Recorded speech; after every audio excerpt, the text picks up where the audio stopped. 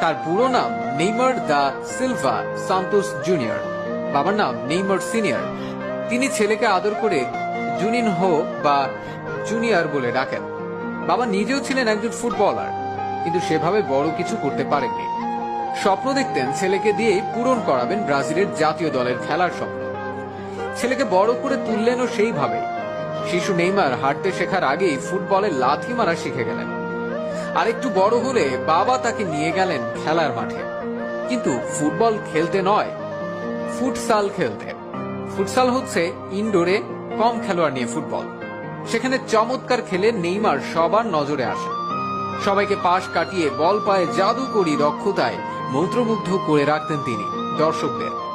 স্বপ্ন পূরণের পথে প্রথম সাফল্য আসে যখন মাত্র 11 বছর বয়সে ব্রাজিলের শীর্ষস্থানীয় ক্লাব সান্তোস যুব দলে খেলার সুযোগ পান তিনি।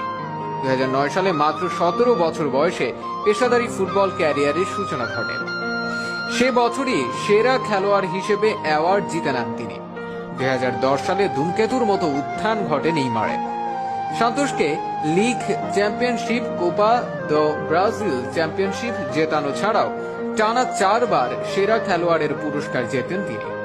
2011 সালে সান্তোসকে 48 বছরের ভেতর প্রথমবারের মতো কোপা চ্যাম্পিয়নশিপ জেতানোর পথে নেইমার এমন একটি অসাধারণ গোল করেন, যেটি ফিফা বর্ষসেরা গোল হিসেবে মনোনীত করে।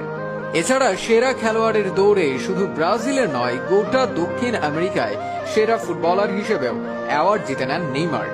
মজার ব্যাপার হচ্ছে, নেইমারের ক্যারিয়ারের গতিপথ একদমই ভিন্ন হতে পারত, কারণ তার বয়স যখন মাত্র 14 বছর, তখন খোদ রিয়াল মাদ্রিদ থেকে তার জন্য মোটা অঙ্কের বেতনের প্রস্তাব আসে।